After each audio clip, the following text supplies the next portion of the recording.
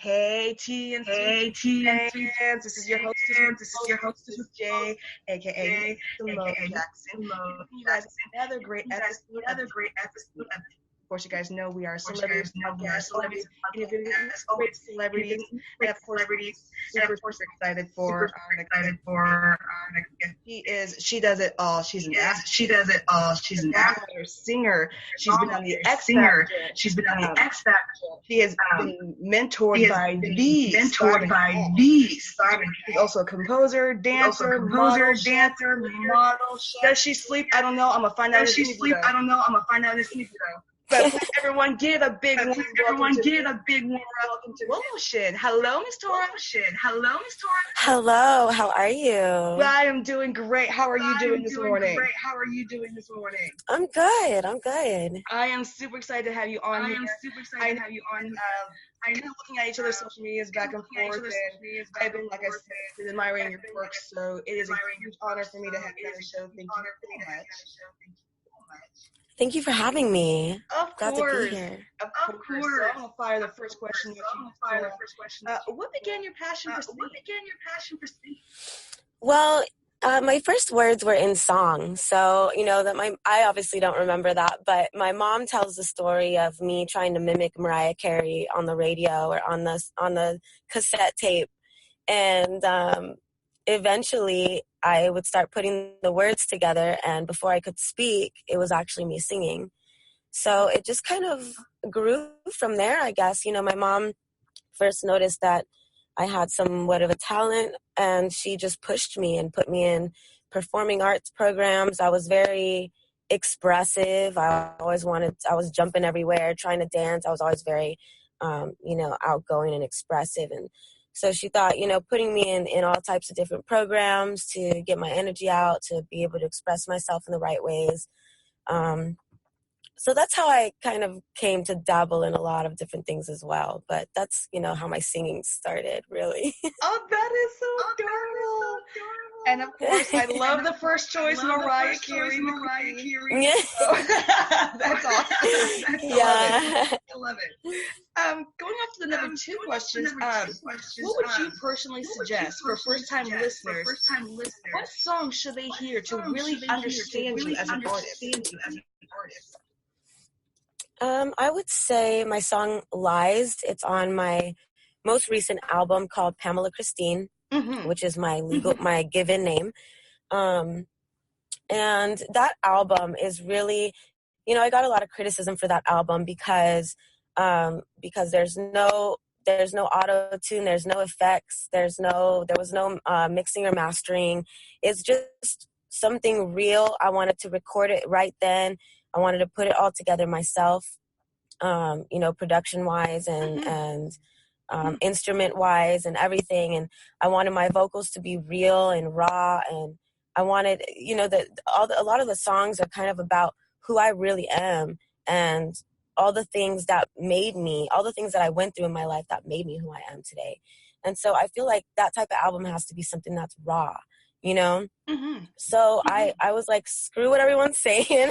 I'm just gonna do this because this is what I'm feeling. This is what I think is real. And I think I want to give everyone has been giving their fans so much fake stuff and so much facade. You know what I mean? So what I want to do is really give my fans something real because they deserve it, because they're the reason that I am where I am.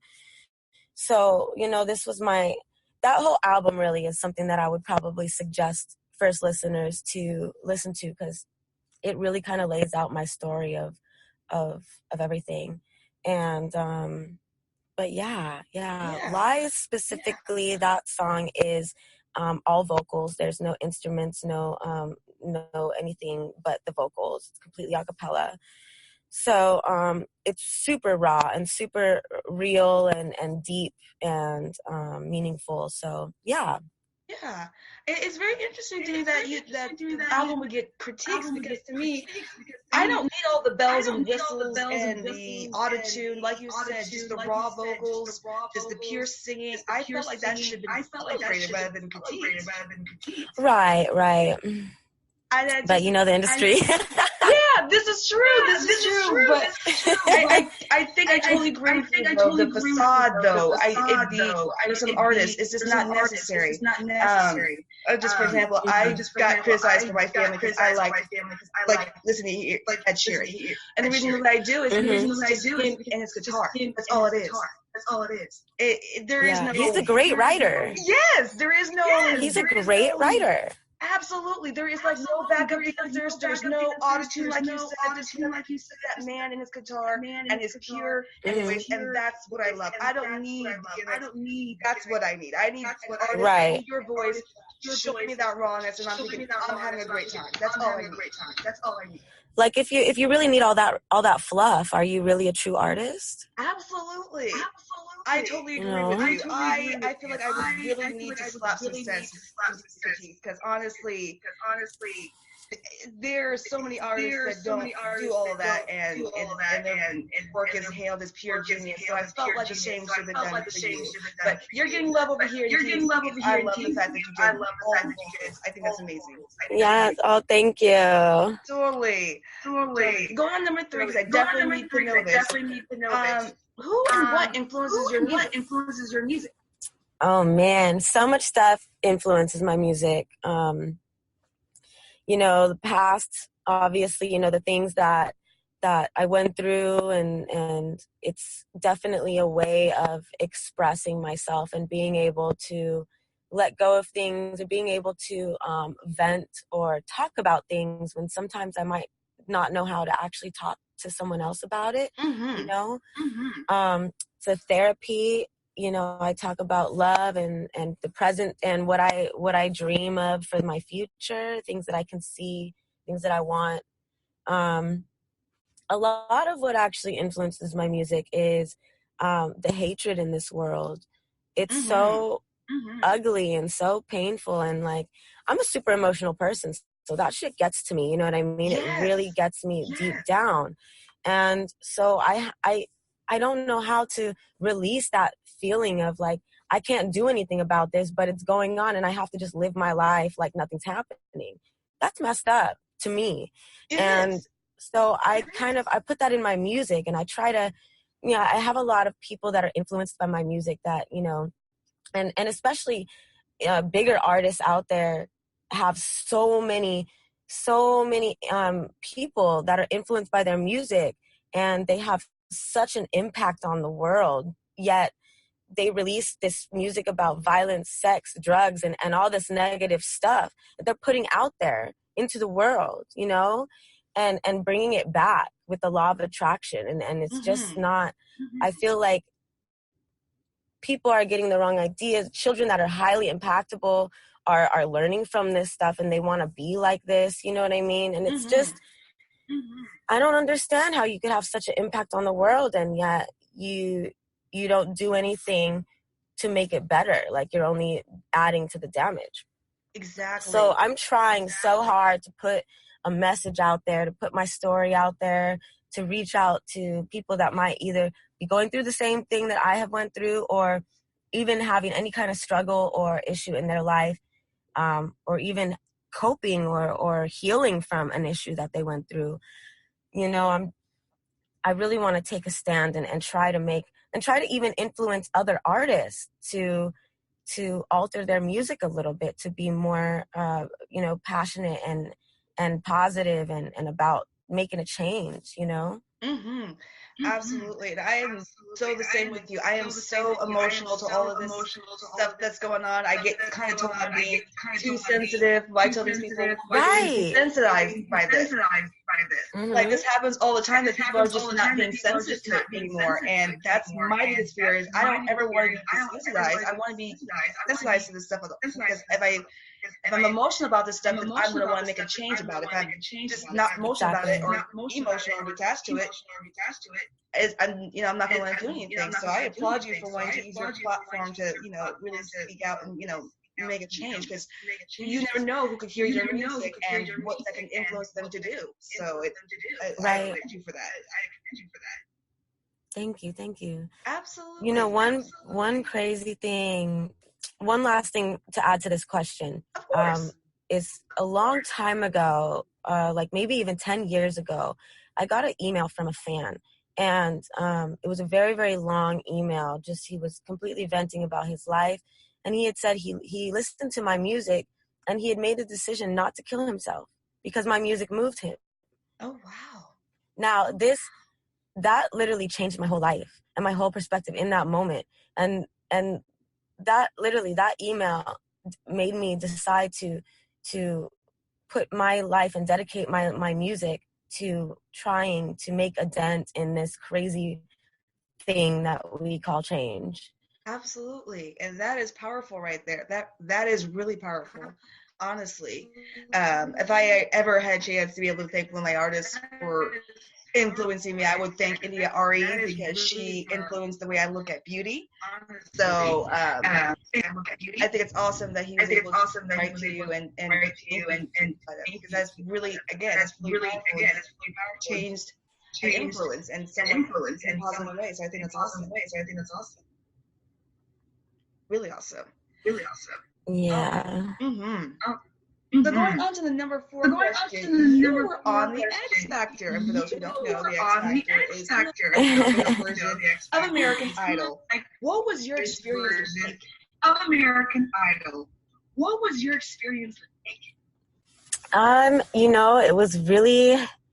It was really great. It taught me a lot about myself as an artist. It taught me a lot about myself as a businesswoman.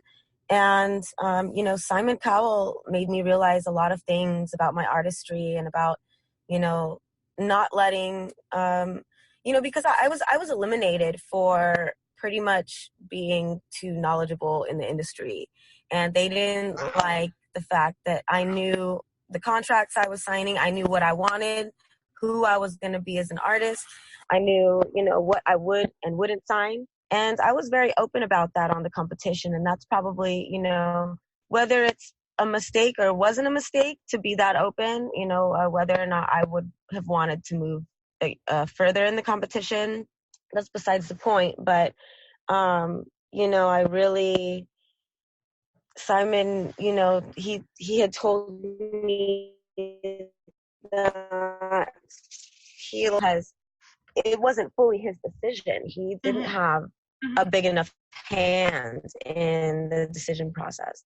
And, he told me that I deserved better and I didn't want to sign that contract anyways. Right. So it's me to understand that, I don't need all that competition, all that, crazy contracts to be happy with myself as an artist and to know that I'm worth it. Absolutely. Kudos to him for saying that to you. And yeah. Honestly, I am like smiling over here. Yes. It's all your worth. Yes. Yeah, I'm he happy. Was great. He was really, really great with me. Yeah.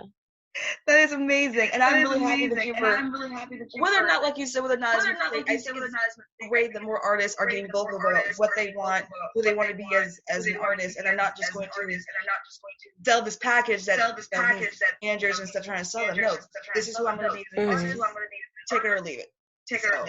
Exactly. Yep, I love it. I do. All right. Going on to the number 5 question. What future projects are you involved in that you can just give a dish about to Teen Sweet Side? Oh man, I'm working on so much stuff right now. I'm currently going to the San Francisco Art Institute. So I've been, I'm majoring in painting and performing. So I've been doing a lot of painting and I actually discovered this new talent for realistic art that I didn't realize that I had before. I used to do like crazy abstract paintings and stuff like Pollocks and stuff like that. So, I started dabbling. I had this instructor who started, working with me on more realistic paintings. And, I found this hidden talent inside of me. So I started pushing that. So I have an art page now. It's Tora Tiger Art on Instagram. And then I'm also I just found a rock band that I started working working with, and I think we're gonna start doing some songs and some performances soon. We just got together for our first rehearsal the other day, and I wrote to one of their songs so far. So, and then they're gonna start learning some of mine. So it's gonna be fun. I'm still working on this project, Queen Macaulay, which is kind of like a jazz R&B contemporary type of music. And then, of course, I'm going to be working on a solo album, actually, a Christmas album for next year. So, yeah, those are my big projects that I'm going to be starting 2020 with. Ooh, you are starting 2020 with a bang. You go ahead, girl. I'm with it. You go ahead. You go ahead. Making that big moves. So I am not mad at it. Definitely. All right, going on to the next question. You're also an actress. What roles have you been on, and what's been your favorite role so far? Oh man, I've been in a lot of different things, small, very small roles, but actually, funny enough, one of my favorite shows to work on is the Steve Harvey Show. And it's kind of continuous, and they're super open, so it's kind of like I could jump in anytime I'm down in LA. I could just, submit a little app, and then they'll have me come on. And so it's really fun. Steve Harvey's like so nice. He always has some really inspirational things to say. He's inspired me. He's actually one of my inspirations. He's inspired me to do a lot of things, make a lot of changes in my life to, better myself and better my future. So his show has just been wonderful working on, because I've learned so much from him, and he's so cool and open to talking to everybody. That's great. I also had a lot of fun. Yeah. He's so cool. I've also had a lot of fun working on Mayans. I had a small role on a couple of episodes on Mayans. And then I was on a couple episodes of Ballers, and that was really fun too. Mainly because it was a 3-day shoot. The one on Ballers was a 3-day shoot, and we literally spent. I worked 12 hours each day, but all day I was chilling on the beach in Malibu. Wow. So I was, so that was definitely a great one. That's awesome. If you know any of the Ballers producers and they need another extra for that beach scene, I'm just saying, right. I'm not raising my hand. They're always looking. I could chill at the beach. Yeah. I don't have to get in the water, and get paid for it. But that is awesome, though. For working with Steve Harvey, to being on the Mayan show, which I think is great, and I've been a big fan of the Steve Harvey show. I've actually gotten to interview Terry Vaughn, who was Levita on the original Steve Harvey show. So nice, yeah. Yeah, so it's great. She says the same thing about Steve Harvey. He's always got some inspirational to say, so it's awesome that somebody else says the same thing. So shout out to Steve Harvey, honestly. Yes. All right, coming up to the last questions, Ms. Tora. Where can the TNC's audience follow you and your work?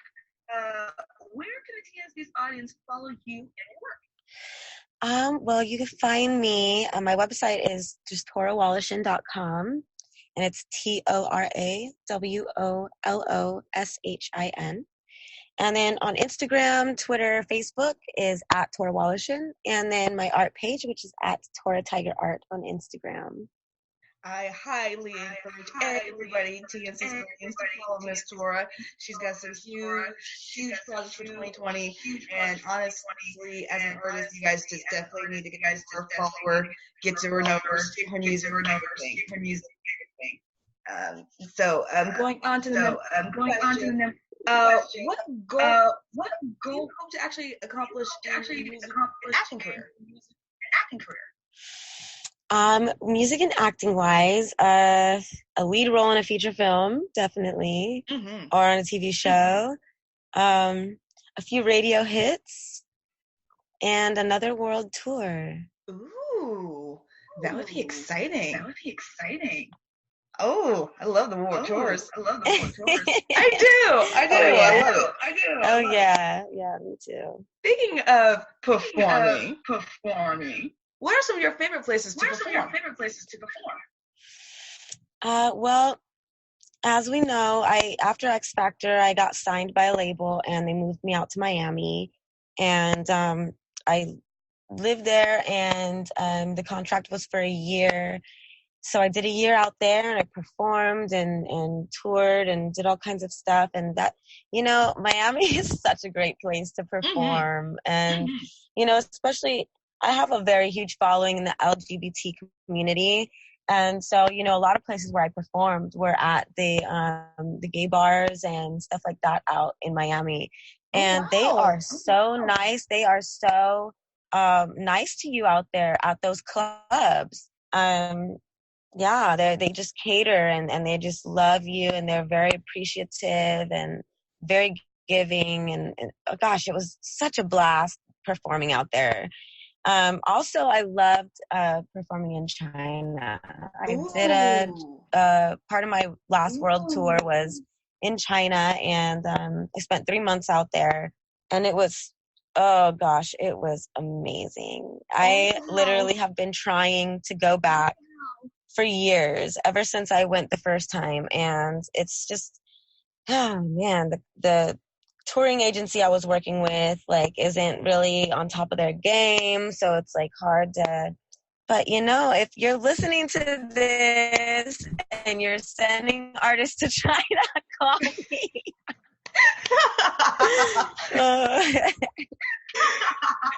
Love it.